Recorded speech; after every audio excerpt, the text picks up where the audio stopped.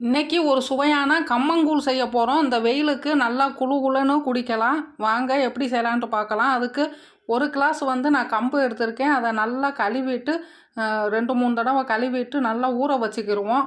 ஊற வச்சுக்கிட்டு இதை மிக்சி ஜாரில் போட்டுக்கிடுவோம். போட்டுட்டு இதை குருணை பதத்துக்கு அரைச்சி எடுத்துகிட்டு வந்துடுவோம். இப்போ அரைச்சி எடுத்தாச்சு, இது இருக்கட்டும்.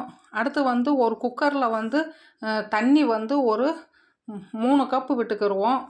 அதுக்கப்புறமா முதல் நாள் சாதத்தில் ஊற்றி வச்ச தண்ணி 1 கப் ஊற்றிக்கிடுவோம். மொத்தம் 4 கிளாஸ் தண்ணி ஊற்றிட்டு குக்கரில் அது நல்லா கொதி வந்த பிறகு இந்த கம்பு குருணையை போட்டுக்கிடுவோம். போட்டுட்டு இதை நல்லா கிண்டிகிட்டே இருக்கணும், கைவிடாமல் கிண்டணும். ஃபஸ்ட்டு 5 நிமிஷம் நல்லா கூட்டி வச்சுட்டு அப்புறமா சிம்மில் வச்சுட்டே கிண்டணும். இந்த மாதிரி கிண்டிகிட்டே இருக்கும்போது நல்லா அந்த மாதிரி கெட்டிப்பட்டு வரும். தண்ணியை தொட்டுவிட்டு அதை ஒட்டாமல் வந்துச்சுன்னா கம்பு நல்லா வெந்துருச்சுன்ட்டு அர்த்தம். இப்போ ஒரு நைட்டு ஃபுல்லாக நம்ம மூடி வச்சுட்டு மறுநாள் காலையில் இந்த மாதிரி எடுத்து பார்த்தோம்னா நல்லா கெட்டிப்பட்டு வந்துடும்.